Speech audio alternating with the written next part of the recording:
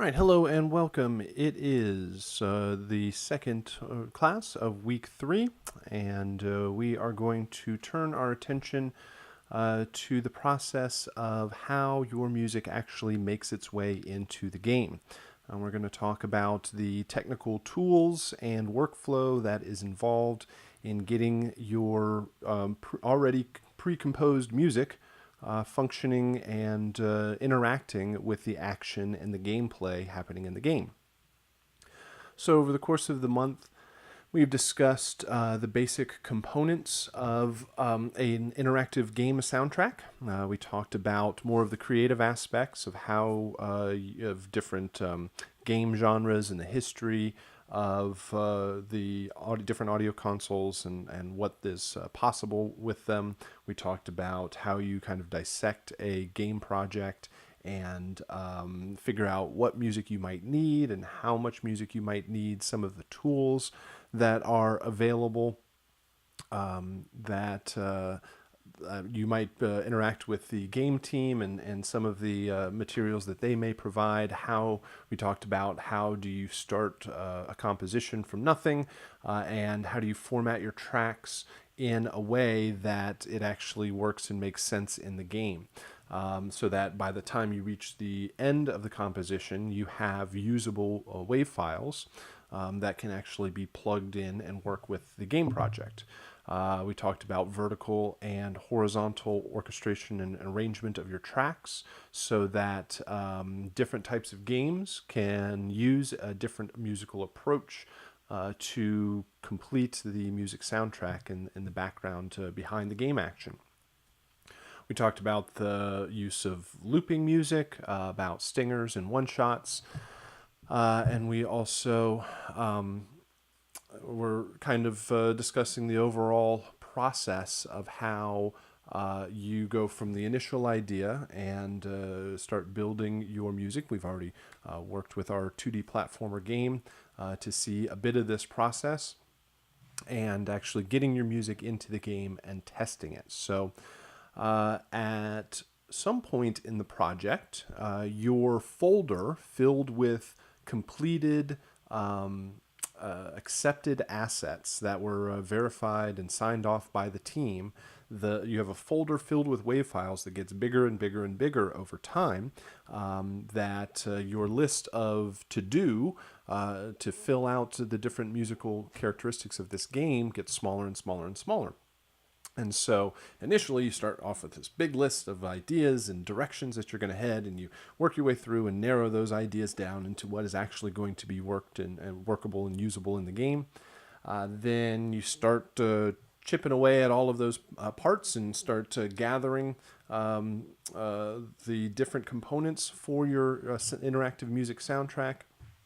And you are working directly with the game team, or you're working remotely and sending off assets, and they're approved and verified, and well, they more than likely you don't hit it out of the park the first time every single time, and there's a process of revision, but eventually you land on the approved assets that need to actually find their way into the game. And so now here, more in the second half of the month, we'll talk about the technical process of how your music actually makes its way into the game, so that when a player has a controller in their hand, they hit a button or perform a certain action, they hear the correct piece of music playback, or they hear the correct sound effect playback. And we'll talk about some of the tools and the steps and the process that your WAV files and ultimately your music goes through to create the final interactive soundtrack and game that everybody ends up playing. So one of the best parts to start off with is that all the software that we are talking about today, all of the tools are free, available for you to download and test out. I highly encourage you to test out. We're going to talk about game engines and audio middleware. Game engines like the Unity game engine, which all of your games this month are built in. Also the Unreal game engine, which is another very, very popular piece of software to create games. We'll also talk about audio middleware tools like Fmod and Wise, which are some industry standard software to get music and sound effects playing back with all of the actions and interactivity in the game. So overall, the process that we are discussing is called implementation. Your music is implemented into the game. There is often a job or somebody's role in game development where they implement music and sound effects into the game. They are an implementer. When I talk about this process of how your music makes its way into the game, I like to relate it back to ideas and concepts that you're already familiar with in music production. And I like to relate the idea of implementation to the concept of mixing music for either a song or an album. The mixing is the process after the recording session. Well, maybe they might kind of mix a little bit, but there's typically steps of composition, recording, mixing, maybe mastering. And in the mixing process, let's talk about on the big, large-scale professional side of things with recording studios and budgets and all that sort of stuff. There is a mixing process where you've taken tracks and music that has already been composed and recorded, and the entire job of the recording process is to capture the best performance. And you end up with a recording session that has multiple different tracks for drums, bass, guitar, brass, strings, vocals, whatever the combination is. So the mixing session takes over where you have, I don't know, 10 or 20 or 100 tracks to mix down to typically a final 2-track stereo master that's then streamed off the internet or put on iTunes or put on a disc and sold around the world. So mixing is the process of taking already pre-composed elements, pre-recorded, and doing something to them, typically on a mixing board or DAW software, using volume and pan and EQs and filters and processors, reverbs and delays and distortions, and there's all sorts of using automation and all sorts of tricks and steps in the process of mixing. And mixing is not just one thing. It's not just one piece of software. It's not just one step or series of steps. If we all went into the same recording studio with the same piece of music, we would all come out with different mixes, slightly different mixes or very different mixes. Even given the same set of tools, we would turn the knobs differently, hit the buttons differently, do things in different orders, and come out with a different result. None of them necessarily being right or wrong in any sort of way. So, and certainly that should be a concept that you have some familiarity with and understanding of. And so then we're going to relate that idea of mixing over to implementation. So implementation is the process of getting your music and sound effects into the game. In some of the same similar concepts of mixing, it is not the creation, it's not the composition of the music, it's not the sound design. All of that stuff is done ahead of time. And you take hundreds, if not thousands of files, typically over time, and crafting them into a final stereo mix or surround mix that anyone who plays the game ultimately hears. And so it's taking a lot of raw elements, or in some stage of completed audio files, and doing something to them in the game with pieces of software to connect them to the game. And again, implementation is not just one piece of software. It's not just one series of steps or workflow that everybody follows. It's a process. It's an art. It's often thought of as half of the process of actually making music work in the game, meaning that, or the responsibility of making it sound beautiful and amazing in a game. Half of that is the actual composition itself, but wonderfully composed music, poorly implemented into a game, is going to result in a bad soundtrack for your game. Same way that a beautiful recording that is mixed poorly is going to ultimately end up with a bad sounding piece of music.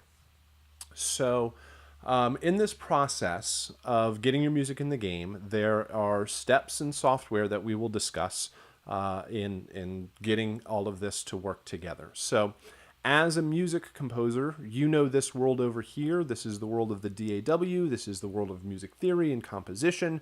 This is the creation and production of the music soundtrack for the game. And this is our domain. This is where we are most familiar and most comfortable, and the main reason that the game team hires us, because they have no clue how to write a note of music or create an amazing soundtrack. So we're certainly familiar with this side of the equation. And over here on the right side, this is the game itself. And honestly, we're familiar with this part too, because at least conceptually, we have to understand what's going to happen in the game to be able to write music for it. So 2D platformer, you certainly understood the idea of their music is going to be divided up into intros, main loops, and endings. That there were going to be 3 variations of each one of those. That totals out to 9 files. And those files are going to be shuffled around in any different order so that they can make a continuous but still varying and random soundtrack. And there needed to be consistency in that composition with tempo and key and progression and style and instrumentation, so that it felt like a linear composition even though it was made up from little pieces and parts. So again, conceptually, we understand what's supposed to happen in the game. We can play the game, we can creatively make decisions about the game, which influences our composition over here.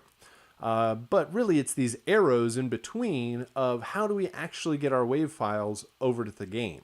I can constantly throw my WAV files at the game, but nothing happens. It's not until we understand the process of implementation to understand kind of the workflow behind all of it. So what we're doing here is setting up the interactive behavior assigned to the music mix. So the composition is done, the music is done, but how does the music interact to the actions going on screen? How does it loop and randomize? How does it transition?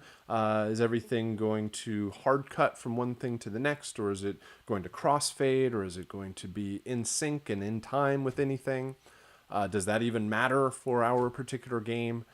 These are the ideas and questions and creativity that's involved in making a strong interactive music mix. And again, we use different software tools to make all of this happen.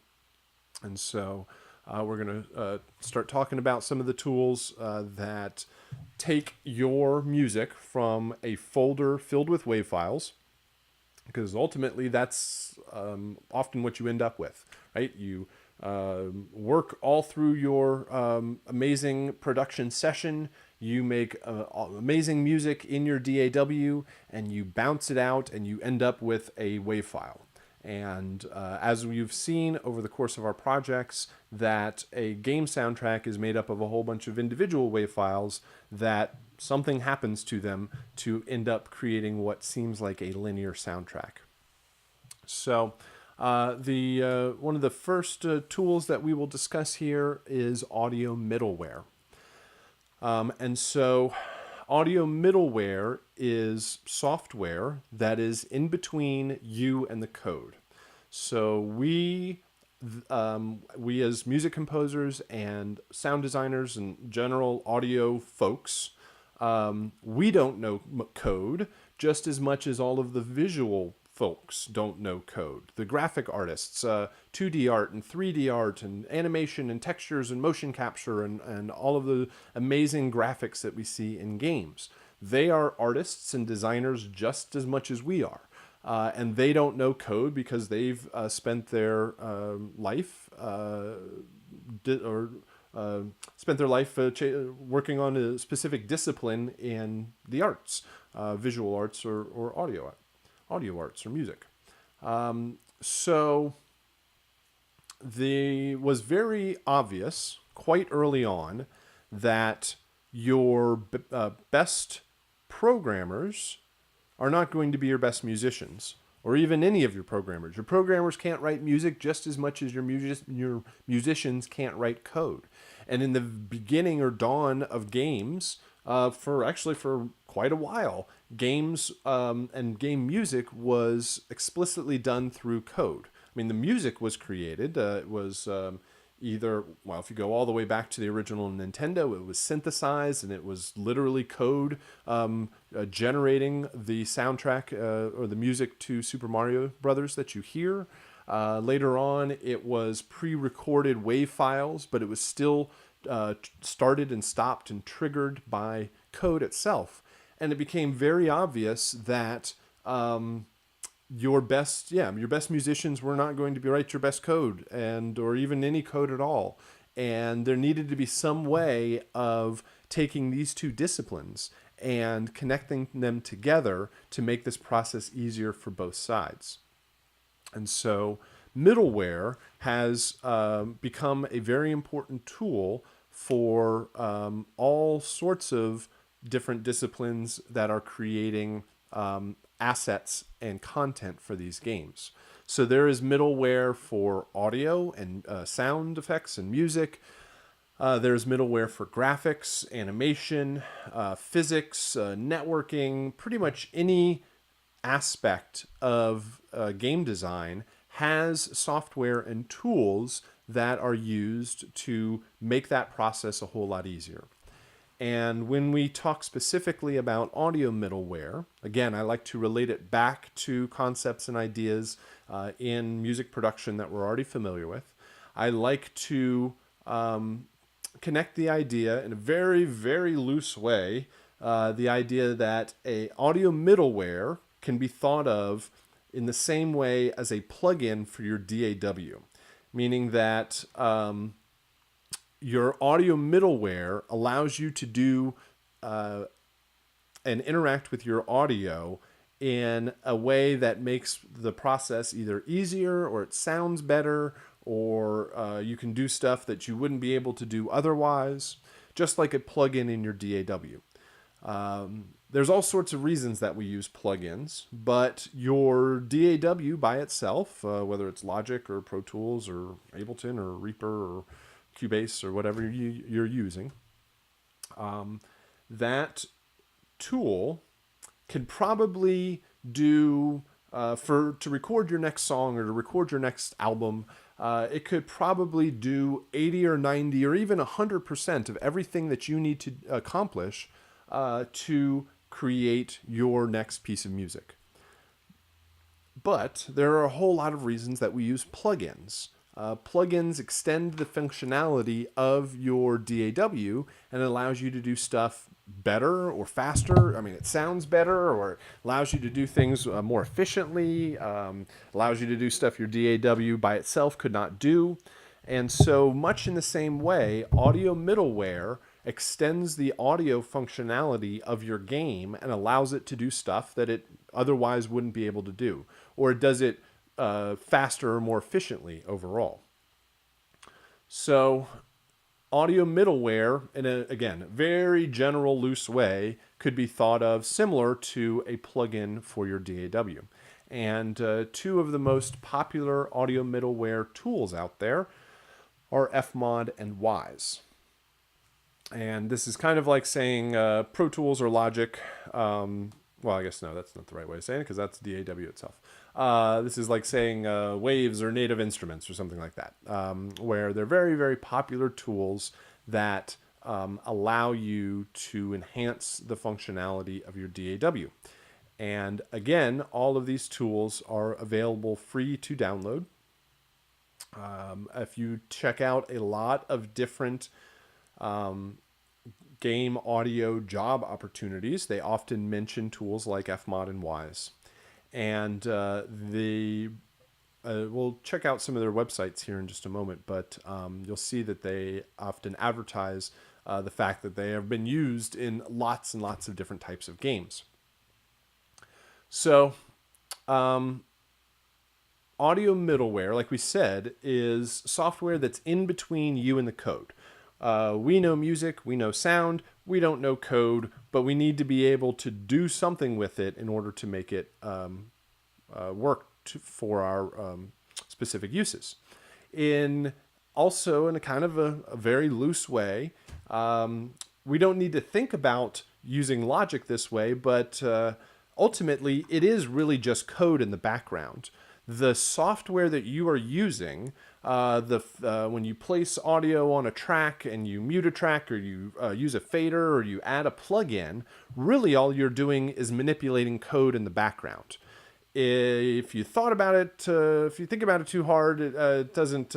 It's not necessary, because we don't actually interact with the computer that way. We actually use a graphic piece of software to interact with it. But if you peel away the layers of it, ultimately, when you're moving a fader around, it's just changing code in the background. It's just an interface that allows you to tell the computer exactly what you want it to do. And Fmod and Wise can be thought of much in the same way. It comes in two flavors. It comes in two parts to the same package. One side is all of the code, and it is what the programmers use to plug it into the game and allow you to have extra functionality overall.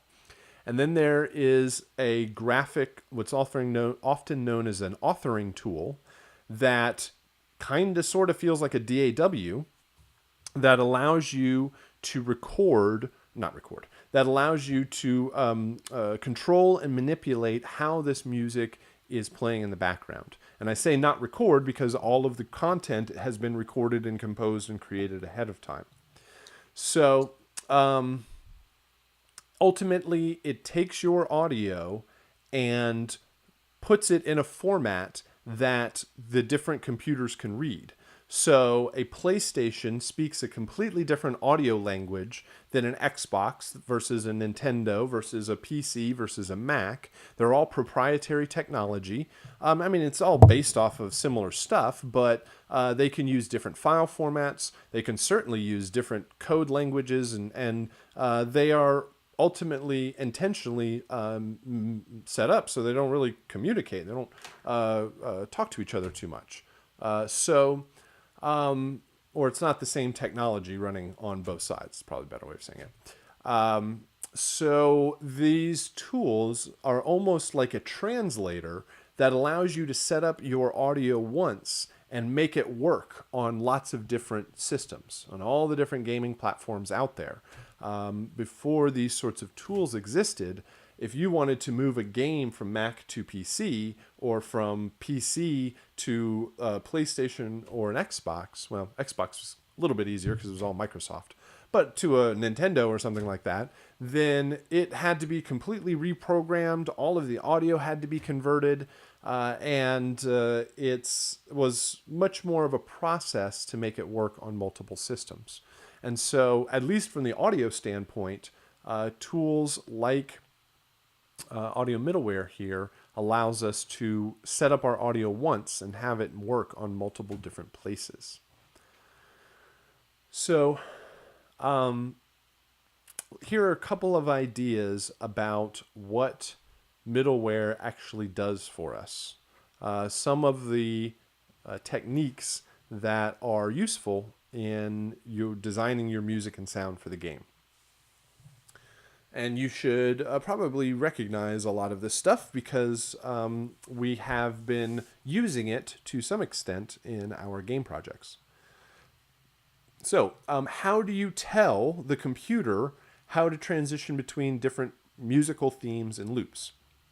Ultimately, you are going to give the computer a folder filled with WAV files, which you already know because you have taken your completed audio files and you go to the 2D platformer game application and you right click and you do show package contents and you navigate to a certain folder and you dump your files there. Then next time you run the game, your music magically works. And that is because the game is constantly looking in that folder and you've told it, or when the game was created, it was told what to do with those files.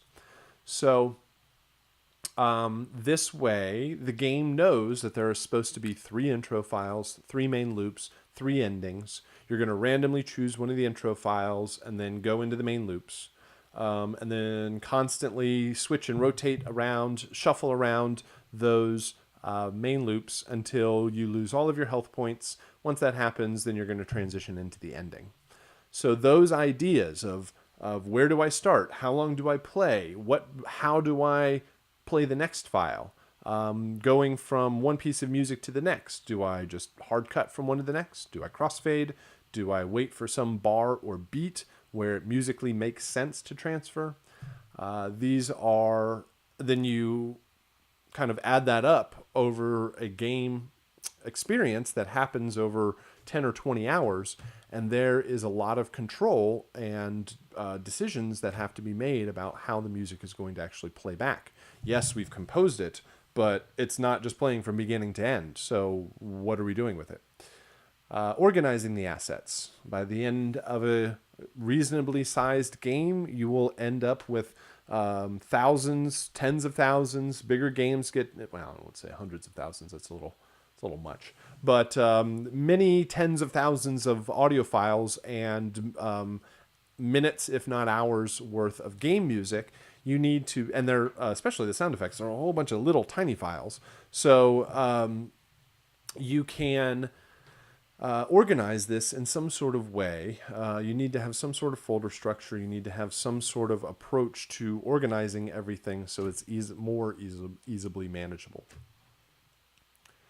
And middleware gives you the tools to kind of organize it so that you can say things like, these are all the sounds for this character, and these are all the sounds for this weapon, and this is all the sounds for this level 1, level 2, level 3.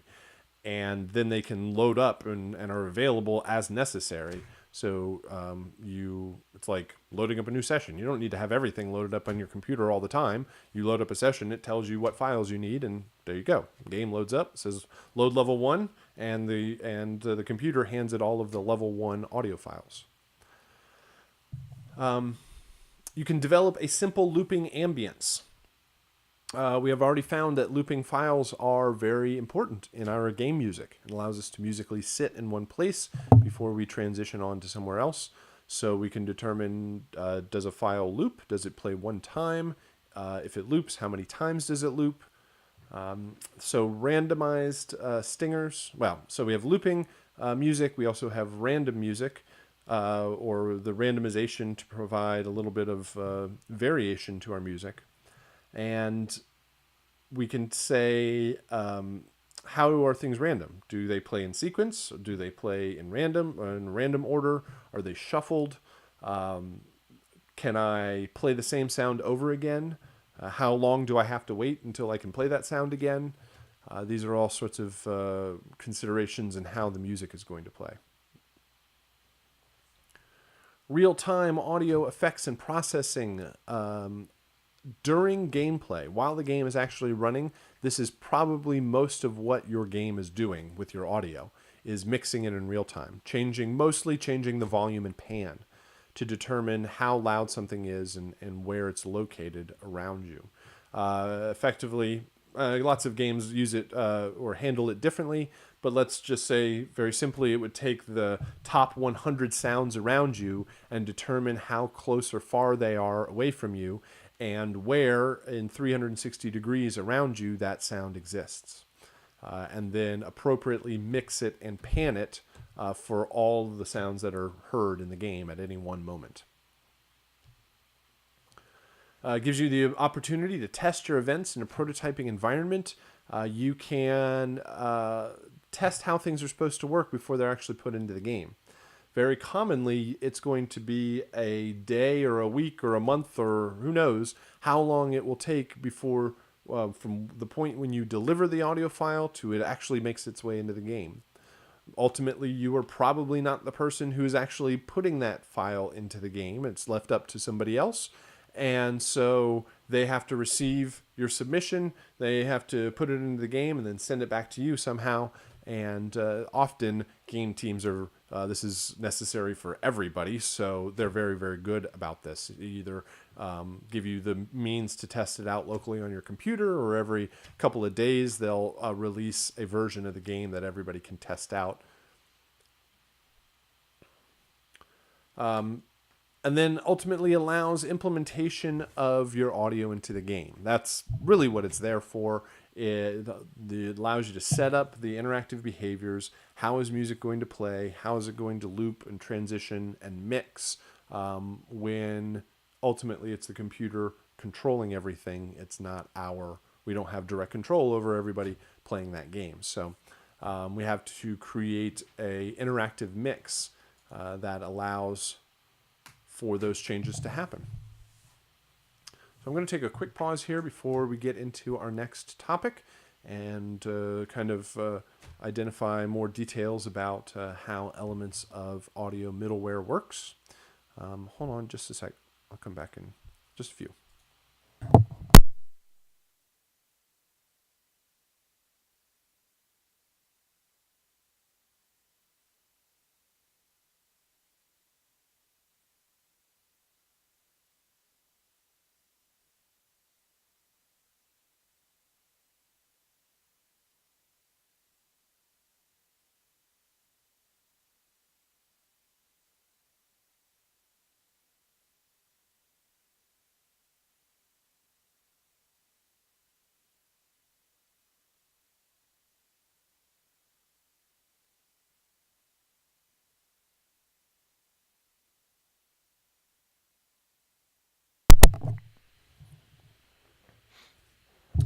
All right.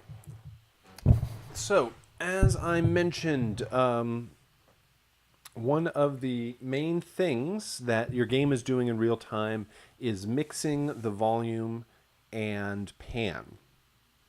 One of the most basic components of an audio mix is volume and pan, right? Whenever you're working on music, everything that you add and subtract and EQ and add an effect to, you're constantly going back to your volume and pan to adjust everything.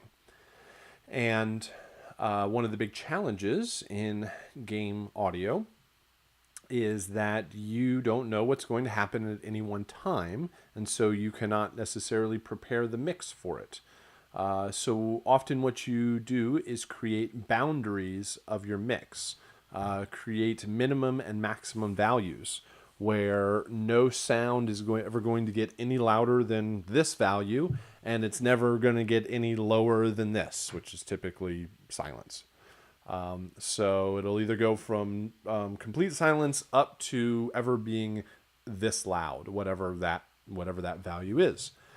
And then the game can control the volume by different parameters that are happening in the game at that time. And one of the most common ways that volume is perceived in the game is over distance. If you need to create the sense that a sound is getting closer or farther away from you, volume is the main way to go. It's typically a combination of volume and low pass filter, so it rolls off the highs. It seems a little bit more muffled, but it seems like it more from a distance. So volume is often attached to distance, or that's how you create the sense of scale and size and distance in the game. And then the other aspect is panning. How does it know where anything is positioned in the real world, or not in the real world, in the game world? And the answer is it's the computer, and it is constantly in control of the game world. And so it constantly knows where you are and where all of the sounds are in respect to your position. So it always knows in which direction you're looking, even if you're turning around, and it knows where those other sounds exist in the game world. So a mile off, an explosion happened in our game, and so we hear it from the right, and the volume is reduced and a little bit muffled to create the sense of distance, and you can kind of pinpoint it or spatialize it to a location and head off in that direction. So, as I said, the game pulls the closest however many sounds around you, figures out their importance of how necessary is it to be as a component of a mix, right? If you have a firefight going on and you have 10 players all in an area launching off the loud rockets and explosions and weapons, you don't necessarily need to hear every single one of their footsteps. And so it makes decisions on importance of sounds and proximity of sounds and what is the most important sounds that you hear in any one time. And then it adjusts their volume and panning accordingly. And it does this at 30 or 60 times per second. However fast the game is updating. I mentioned previously that games work off of frame rates, and the faster the frame rate of the game, the smoother the action, smoother the overall mix can be. And so at this quick pace, it is determining every sound that needs to be changed and adjusting the mix accordingly.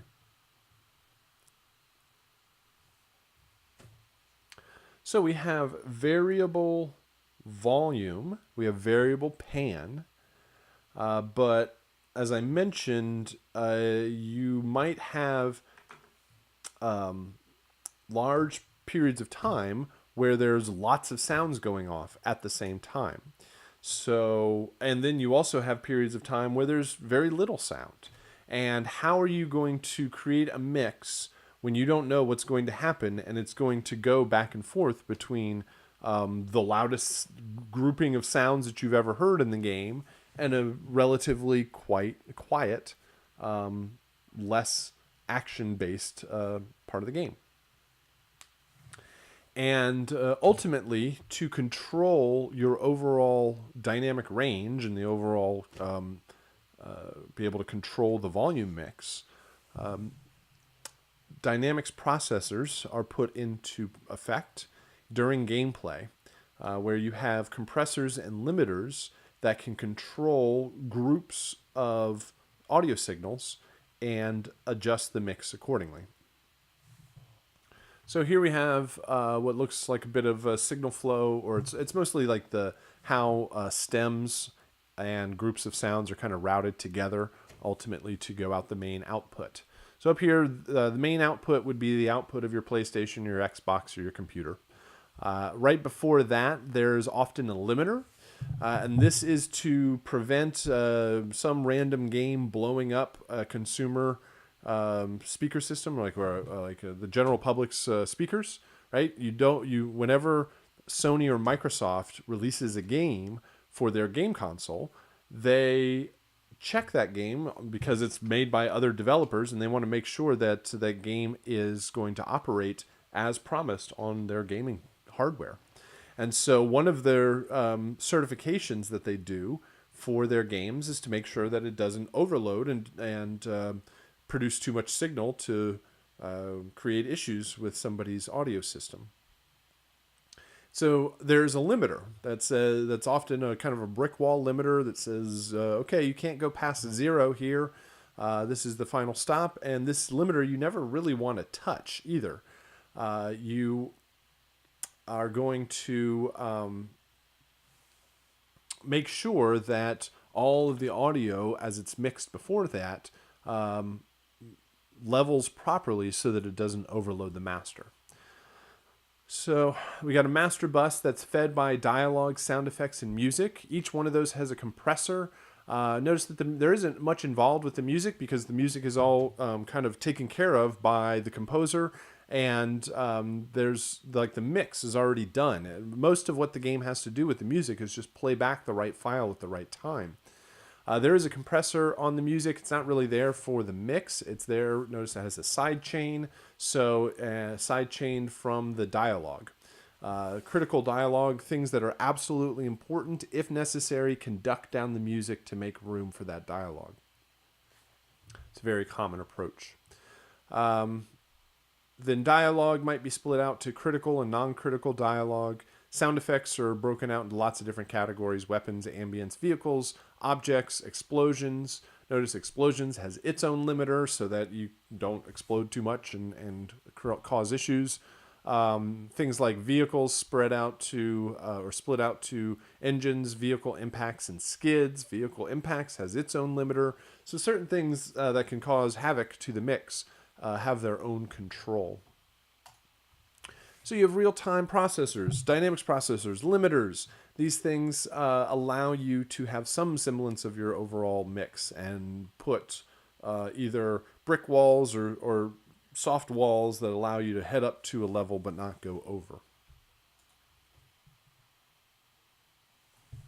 If there are real-time dynamics processors, that also means that there are real-time time-based processors. These are relatively newer to the industry, the past 10 years or so, where you have similar types of effects processing that you might get in your DAW.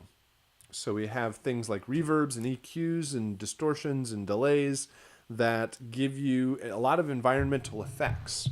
So you could have a reverb that gives you a sense that you're in a big airplane hangar versus a small wood hallway, or now you walk outside and there's little to no reverb.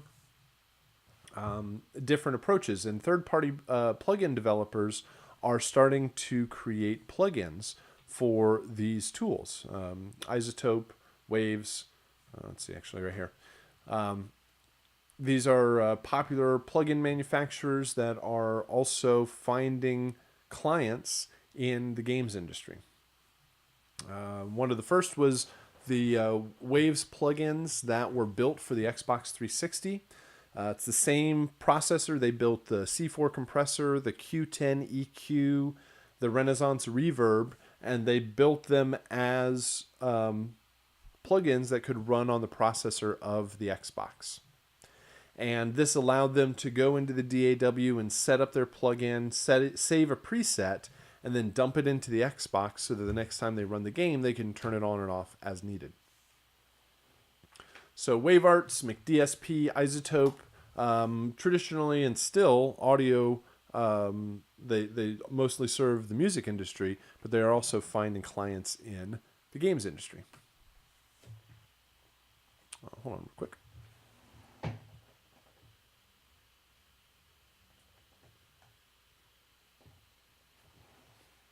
So let's take a moment here to talk specifically about two audio tools, audio middleware tools, Fmod Studio and Wwise. And Fmod has been around for quite a while, maybe about 15, 20 years by now, which is an eternity in the game world. But they're developed by Firelight Technologies. They are based out of Sydney, Australia. You'll see this is very common, all the different platforms, Xbox, PlayStation, that's actually updated to the Switch now, Wii U, Mac, PC, iOS, Android, a lot of different platforms. Pretty much, again, wherever you want your game to be released, they have a set of tools that works for that particular system. And it's the same tool. It just, on the front end, it looks like the same graphics tool for everybody. But on the back end, it speaks all the different languages for the different gaming consoles. So let me actually jump to, let's see. Hello, mouse. Let's check this out. This is Fmod, fmod.com.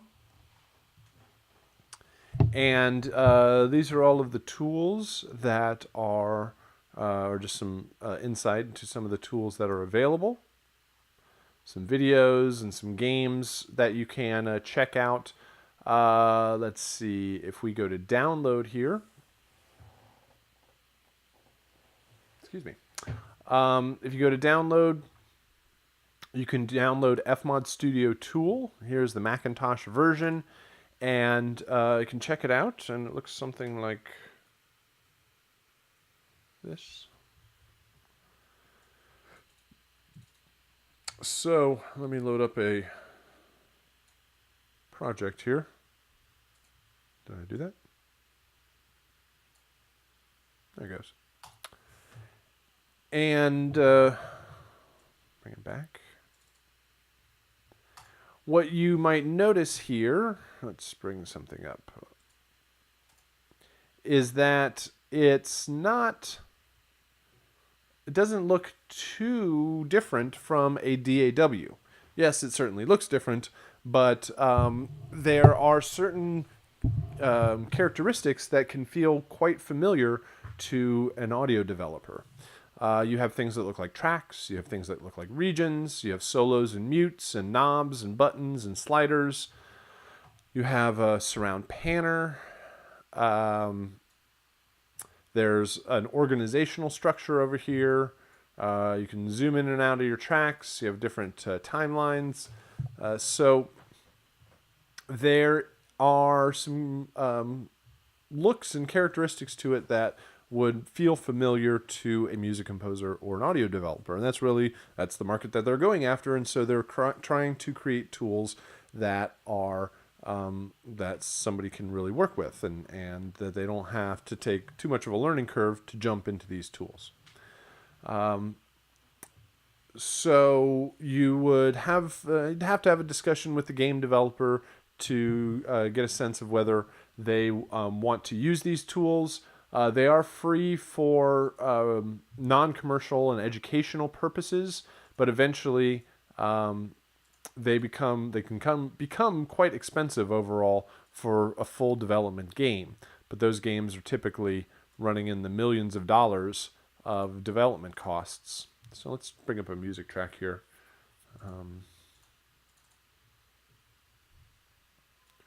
Show you what's happening.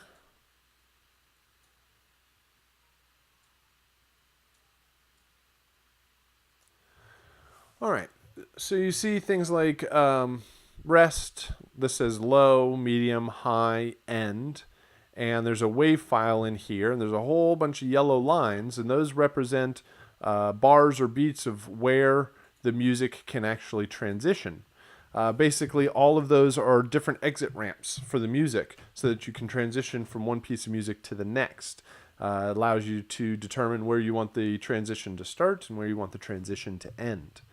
And the music can switch and change. Zoom in here so you can see a little bit more of the music. You'll see that they are all on beat and downbeats. And there are values up here of an intensity of your music. As the intensity increases, the music also increases. We got low, medium, and high. This is a lower intensity, medium intensity, and high intensity music.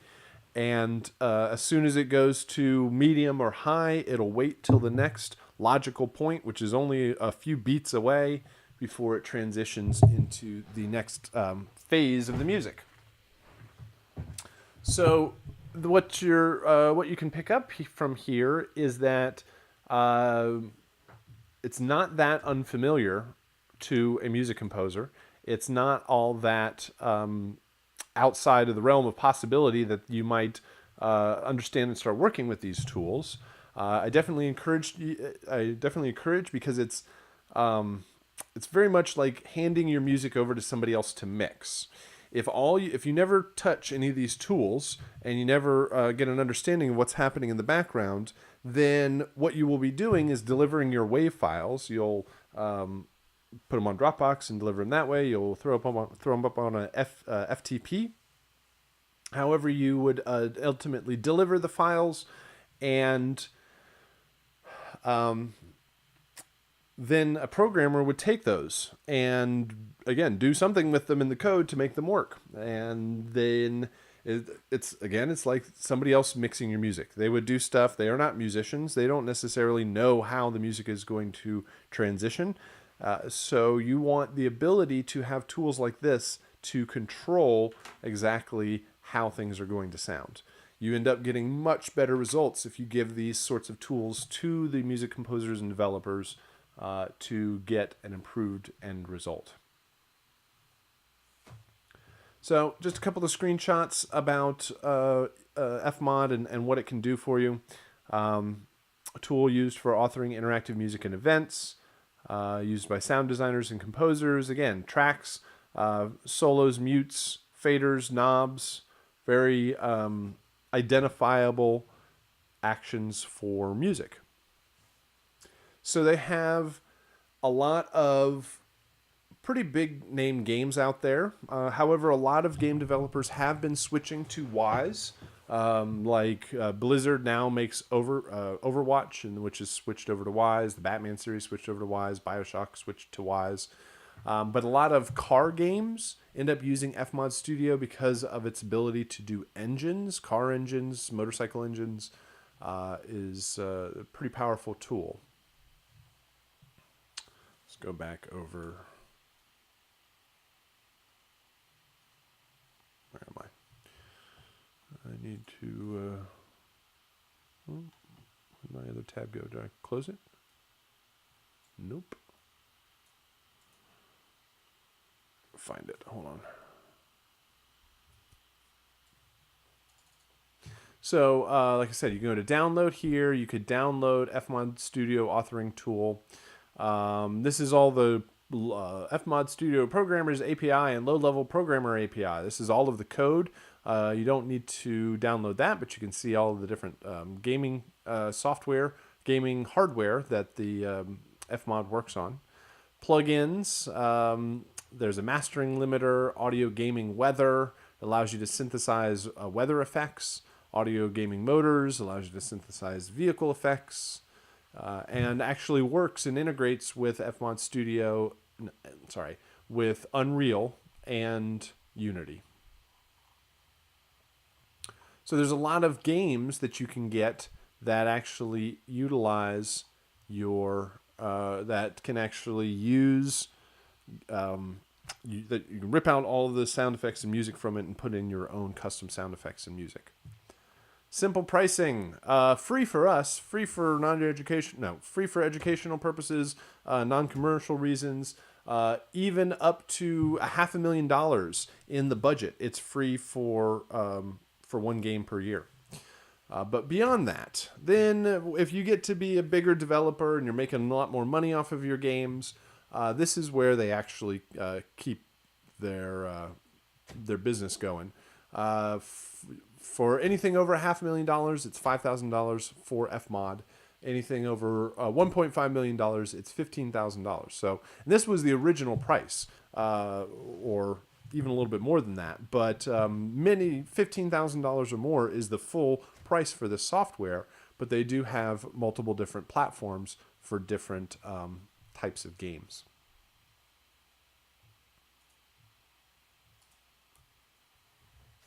We saw Fmod Studio API. That gets us into the next one here, Wise. Wise is developed by Audiokinetic. They're based out of Canada. Again, they're available on all the different platforms, Xbox, PlayStation, PC, Mac, iOS, and Android. Here is their website. And you can go to download Wise, maybe.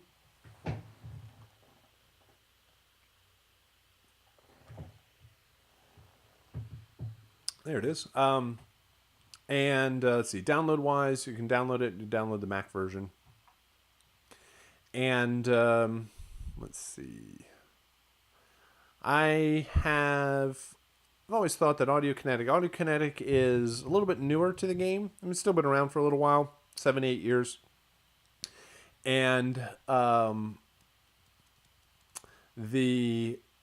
I have always thought that they watched what Fmod was doing and then just did it cooler and better. Like, they did everything that Fmod was doing and then added some extra functionality. And a lot of these games, very, very popular games, have been used Wise to create all of their audio. Like the Assassin's Creed series, the Batman series, the BioShock and Borderlands series of games. Depth, that's the game I'm working on. Destiny. What else is out there? Just lots and lots of games that are extremely popular and use the Wise tool set, which is why you see a lot of these companies asking for skills and requiring skills in understanding some of these tools along with the actual composition.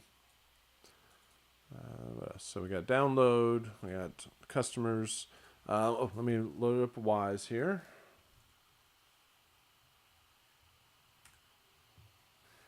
And it's, I've always thought it's not as pretty as Fmod. That is one thing that Fmod has going for it, is that it looks a whole lot better.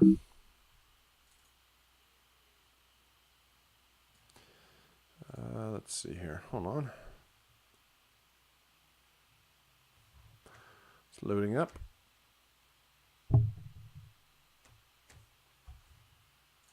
There it is. So Wise is a little bit more gray overall, but you have the ability to set up the characteristics of the sound and how they play back, something that looks like all of this over here. You have the ability to build curves like this. Let's do this. Build different curves for the how the audio is playing back, volume, reverbs. You can do. You can connect to the game and watch how the game plays back in real time. There is the mixer where you can take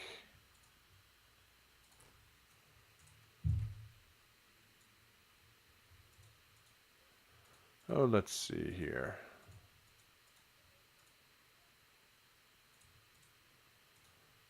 Let me get something that'll work. Oh, I guess this. Oh, there we go. There we go. Do stuff like this. There we go. And you can actually have a real-time mixer for sounds in your game. There's a meter over here. There's a surround panner. And there's all sorts of different controls that you have to the sounds. So, like a lot of things, it's not very pretty, but it's certainly extremely powerful in its capability. This is mainly the tool that I use for the game projects that I'm working on.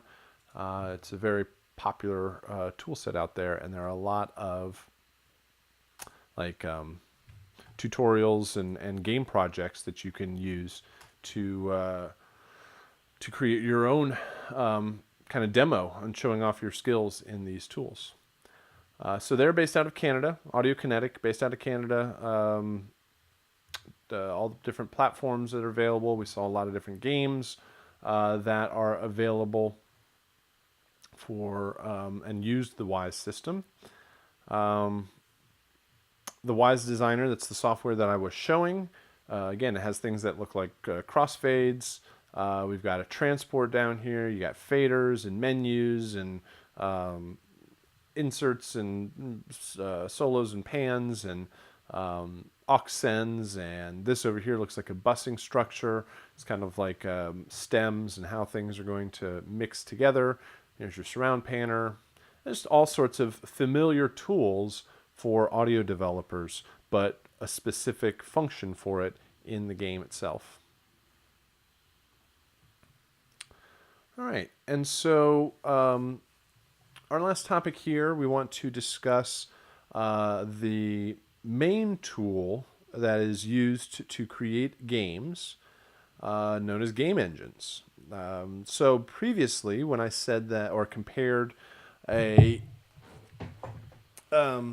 previously when I compared the audio middleware to a plugin for your DAW, I said audio middleware extends the functionality of the audio for your game just in the same way that a plugin extends the functionality of audio for your DAW.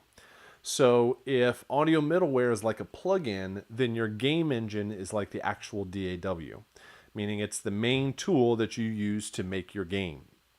Just in the same way that your DAW is your main tool that you use to make your music. And game engines come in different flavors. Different companies have their own technology. Some of them are quite popular and well known. Others are very small and independent. It used to be that a new game engine was written for every single game. Maybe only if it was a sequel would they use some of the same stuff, but a lot of times it was written from scratch every single time. But that didn't certainly wasn't the way to go about it, and so different companies started to create tools that were general enough to do all sorts of different types of games. It didn't have to be just a racing game or a cards game or a puzzle game or a first-person shooter game or action or adventure or whatever. They could make tools that were general enough to make all sorts of different types of games. And so a game engine is a tool set. It's like a toolbox of different pieces of software that people use to make games. And there are tools for the graphics, there's tools for the programming, there's tools for the animation and physics and how things actually look and perform in the game. And then there are tools for the audio and sound. And so everybody is using a similar set of tools to accomplish the project. So your choice of game engine is very, very important, just in the same way that when you're recording your music or writing a piece of music or whatever, your choice of DAW is very important. Often it's a personal choice of what tool you feel most comfortable using. But if you're working on a larger professional project, you have to make sure that everybody is comfortable using Pro Tools or Logic or whatever DAW you are using. Same thing goes with a game engine, but you could easily have 10 or 50 or 100 or even 1,000 people or more working on a game project using the same set of tools. So picture if 1,000 people had to get into the same Logic session, how much of a nightmare that could be. So these tools often are set up also so that a lot of different people can get in and work on their little section of the game to create the final result. And so game engines often come in two different parts, just like middleware. There's all of the code that the programmers can use to create the games. And there certainly are programmers out there that can start from a blank text file and start pounding away at the code until they end up with some semblance of a game. And most programmers and most game designers don't want to start at that level. They don't want to have to reinvent the wheel from scratch every single time. When you want to create a game, you don't want to have to reinvent how to draw a pixel on the screen or how to have the mouse and the keyboard and a game controller work, how to connect to the internet and do a multiplayer game. Those are sets of tools that already exist, right? If it's not like whenever I want to go build my house, I don't want to have to reinvent the concept of a hammer and nail every single time. They already exist. I can go to a store and buy hammers and nails and all of the other materials that I need and go build my house. Same thing goes with a game developer. They don't want to have to reinvent the concept of a hammer and nail just to build their game. There are tools out there that other companies have created to allow companies to build the games. Most game designers, all they really want to do is tell a great story, create amazing characters, create great graphics and audio and design, and tie it all together with powerful tools in the background. And so different game companies like the Epic Games. Epic Games makes the Unreal game engine. Unreal games have been around for a very long time. Since the late 90s, the Unreal games have been very popular. Unreal, Unreal 2, Unreal 3, Unreal Tournament, Unreal Tournament 2013 and 27. I don't know. There's all sorts of different ones. And they also made the Gears of War series, a game called Bulletstorm. And if you make a game, you have to spend all of your time and money and efforts in making an awesome game, and then you have to turn around and sell it to everybody. But if you realize, a lot of these companies realized that they had the tools that they could sell to other folks to make amazing games. And then they didn't have the risk of selling that game. They could just sell the tools and make their money that way. And so that's what a lot of game companies have done. Other popular game engines are, well, the Unity game engine, which all of our games are made in, and a lot of mobile games are made in the Unity game engine. The Unreal game engine, which you might already been familiar with. If you play a lot of games, often you see the logo that pops up on screen. What else? The Valve, game company Valve, has the Source engine, which makes a lot of their games. Team Fortress and Left 4 Dead and Half-Life and Portal and some other awesome games. Electronic Arts has the Frostbite engine, which came from Battlefield. Call of Duty and Activision has the Call of Duty engine, which is based off of an older version of Doom and Quake, which is also an extremely popular engine for quite a while. So a lot of these companies have gone on to make their own set of tools.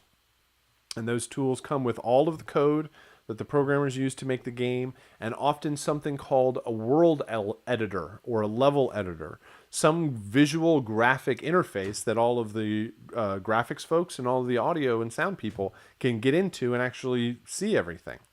So there's somebody who goes in and paints the sand, and there's somebody who goes in and plants all of the foliage and trees. Somebody animates the water to lap up on the beach and the birds to fly overhead. A lot of these icons represent sounds in the game world, where since sounds aren't physical, and well, they are physical, but they're not visual. You can't see them. They put an icon in the center of that sound and often create a sphere around that to display where the sound emanates. So game engines are not just for audio. They are an entire toolbox for all sorts of different disciplines. Most of what the game is doing in real time is generating the graphics. That's mostly what takes up all of your processing power. When your computer starts sweating playing a game, that's really what it's churning away at, because the graphics don't exist in their final form until somebody actually plays the game. So they are rendered in real time to create the visuals that you see on screen. So a lot of what the game engine is doing for you is creating amazing graphics, because graphics sell the game, and everybody is amazed by games because of how their graphics look. And so a lot of time and effort is put into that side. There's the gameplay. Gameplay is, how does the game actually play? What are you doing? How do you control it? How do you run and punch and jump? And how do you go through the levels? And what are the objectives? And what's the story? And like, what's the actual game? If you turned off the TV and turned off the sound, well, you really couldn't play the game, but what's there? What's actually, what are you doing? Networking. The fact that your computer can talk to many different computers across the world almost in real time to play a video game is an amazing feat in technology. And but that technology already exists. The internet already exists. How one computer talks to another already exists. You don't need to reinvent that. You just take the tools that are available and apply it to your own game. Physics and AI are whole fields of scientific study that game teams cannot, again, reinvent the wheel. They don't employ scientists that study artificial intelligence or study physical nature of our universe to determine how things fall and blow up and run and jump. And so these sorts of things come in the box, are a set of tools that allow you to perform all of these actions. And probably rightfully so, audio gets a pretty small sliver of what the game engine is actually providing for us. And that's really because all of the heavy lifting has been done by the composer and the sound designer ahead of time. The music and dialogue and the sound effects are really the most real components of the game. The music has to be composed and is often recorded, performed by acoustic instruments, performed by live musicians. The sound design is recordings of real cars and real weapons, and the dialogue is from a real human. So the computer doesn't need to generate all that stuff. Audio exists separately from the game and is then implemented into the game versus the graphics. The graphics don't actually exist until the game is played and rendered. And so mostly what the game is doing with your audio is making sure it's playing the right file at the right time. So two of the most popular game engines out there are the Unity game engine and the Unreal game engine. And if you play a lot of mobile games, web-based games, the Unity game engine really became popular in this space. Game technology for a very long time was really quite expensive. We'll see that the Unreal game engine could go upwards of $500,000 or originally even $1 million just for the software to play your game or to create your game. And that meant there was a whole lot of developers that were never getting access to the best technology. And then the internet comes along and mobile gaming and mobile devices come along, and there's all of a sudden this new a new market out there for smaller games to be able to be digitally distributed. So they didn't need publishers. They didn't need a box or a physical media to put on a store shelf. They could make their games in their bedrooms and distribute them and have international distribution through things like iTunes and the iOS App Store and Google Play Store and Steam. These are online game stores that allow people to purchase their product. And that meant there are games like Angry Birds that came out of nowhere and makes millions upon millions of dollars that the other game companies were not getting involved in, like the game tools. It's like if Avid with Pro Tools never left the high-end recording studio market and never ever tried. This happened in audio too, right? Audio recording was pretty much the world of high-end studios that cost a whole bunch of money. And so tape recorders and hardware effects racks and eventually DAW computer-based recording software cost lots and lots of money. And then computers got faster and cheaper and smaller, and audio production went into people's home studios. And now all the software and hardware that had to be only sold and marketed to the biggest and largest and most expensive studios now had this whole new market that they had to address, and smaller independent producers. Same thing goes with games. It shifted from only the big $1 million games into smaller independent developers, and that's where Unity came in to fill this space. The Unity game software, they're based out of San Francisco, and it costs $1,500 or $75 per month. And let me just, here's their site. And let me just, we might change their pricing here. What do we do? Get Unity now. So you go to unity3d.com. Not where I started? Yeah. Unity3d.com. And you could get the free version of it. Download this. This is what all of our 2D platformer, Angry Bots, everything was made in the free version of Unity. And see, they have different price points for the different services. Like all these Plus, Pro, and Enterprise, you don't need that for audio demo work. Only if you were making a really big professional, probably online multiplayer game, would you need some of that support. So you could download this software and get access to all sorts of games. One very cool thing that they have is the asset store here. And you can download different assets, different projects. They have Unity Essentials down here, and this is where 2D platformer is, but there are all sorts of interesting games. Survival shooter, space shooter, tanks. What else is cool on here? The adventure game. Where's the village? Viking Village. So these are all sorts of different games. We saw this actually on the Fmod website. Because you can use Unity and Fmod together. It talks about how to take this game and work together with it through Fmod.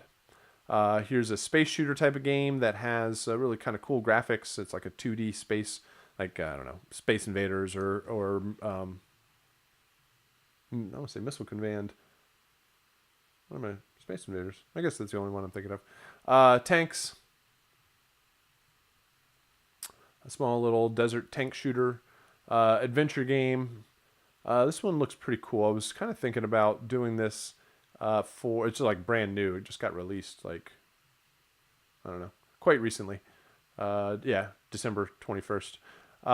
So I've thought about bringing this into the class. It's kind of short, but it's definitely a fun little game project. Viking Village. This is another very cool one here. It's like it's a Viking village. It's a gorgeous environment to have and display different elements of music. So, really cool projects that you can check out. The other cool aspect about this is that there's a music and sound. There's an audio section and a music section, and there's all sorts of different people selling packs of music for different prices. So you could see, okay, here's 8-bit action music.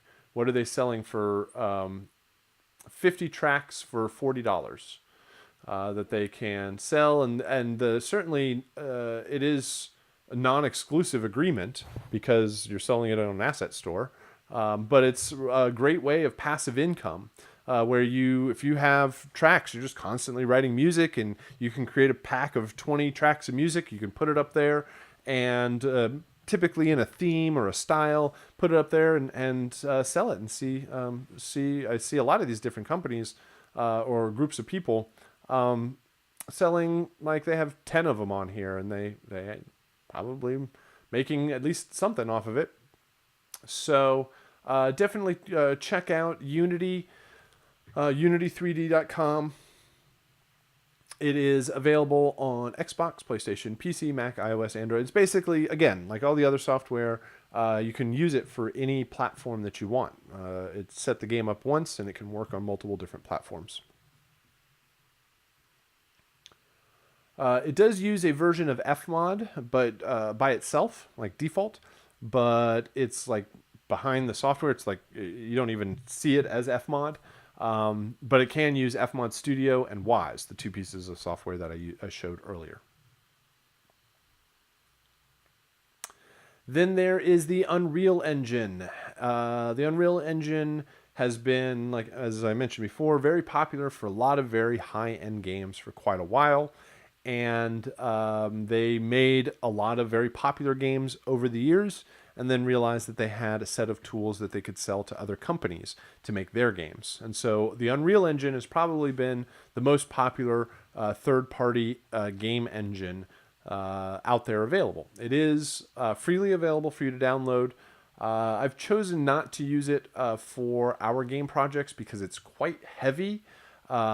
It runs very, very powerful games, so it's very powerful software. It takes a pretty large install, and it can make our laptops sweat pretty hard. It can push the processing power very, very hard. So it's not. Unity is kind of a lighter game engine overall, and it works out because it was initially meant for more mobile games and still has that history to it. So the games run. I can assume that the games are going to run a little bit more smoothly on our laptops through the Unity engine. But you can definitely download and check out the Epic from the Epic website. The Unreal Engine. That looks like, where'd it go? Looks like this. And so These are some of the games and things that it's showing off in the background. The Batman games, the Street Fighter games. I don't even know what that game is. Oh, that looks like Paragon. Works on all these different platforms. They're pushing virtual reality. I mean, they've just got some really, really high-end stuff. Actually, let me see if I can find it. I just found this today. State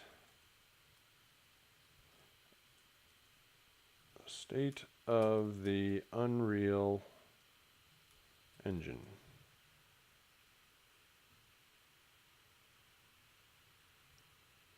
Yeah, they just released a really cool video about the Unreal Engine, about what they're doing it in 2016.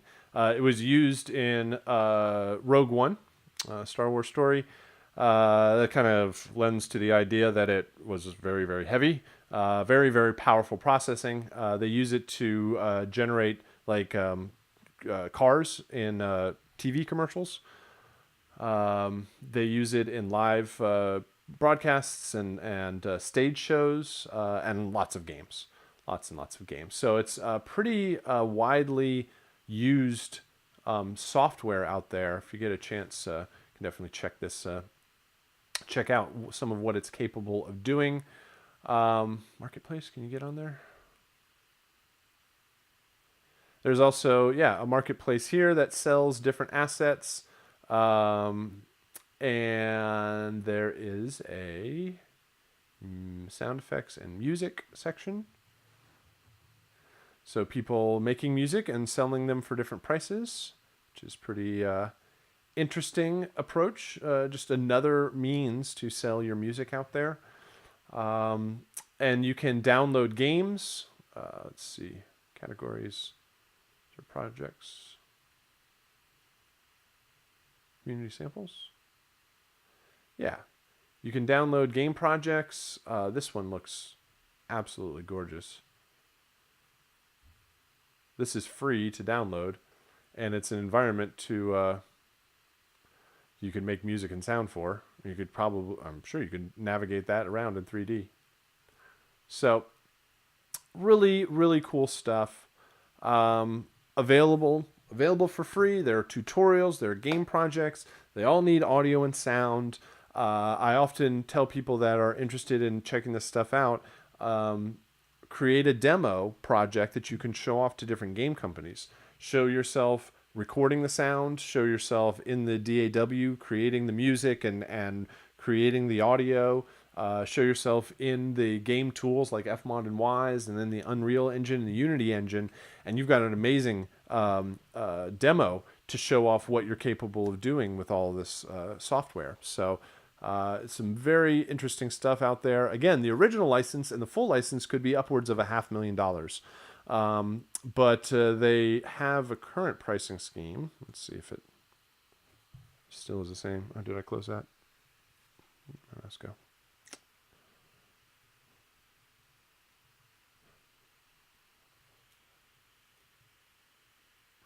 There it is. Unreal Engine.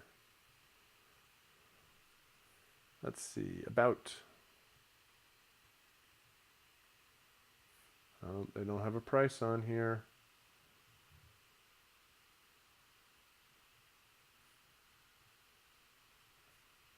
Let's see. Overview. How much? Not cheap. There it is. Use for free. Pay 5% when you ship. So they are going for a straight 5% cut of your profits, which is an interesting way of going about it. But instead of doing that, some companies just take a flat rate, which can be many hundreds of thousands of dollars. So for the free guys, it's just a little cut. For the small games, it can either be free or a really small percentage. Or for the bigger companies, they kind of scale up from there. Free for educational purposes, for our non-commercial reasons, we can completely dive into it and get access to it. So available on all these different platforms, and uses a system called Microsoft X Audio 2. Epic Games and Microsoft have been buddy-buddy for quite a while. Epic Games did Gears of War, which was a Xbox exclusive, and then Microsoft has taken over and done the new Gears of War 4 that's coming out.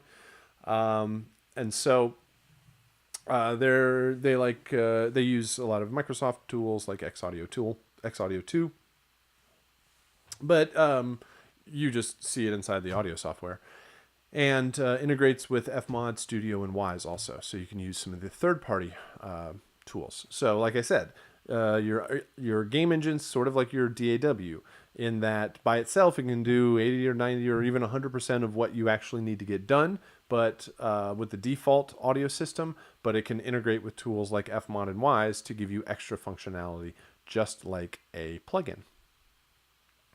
So that gives you some insight into some of the technology and tools that are used in the process of getting your music working in game.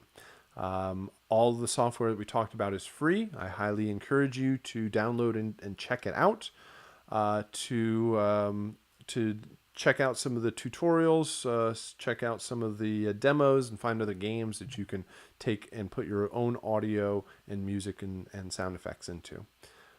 So if you have any questions about technology, or you want to get started with any of the software, or certainly if you have any questions about the class or the project, please let me know. Otherwise, have a good afternoon, and I will see you again on next Tuesday. Thanks a lot.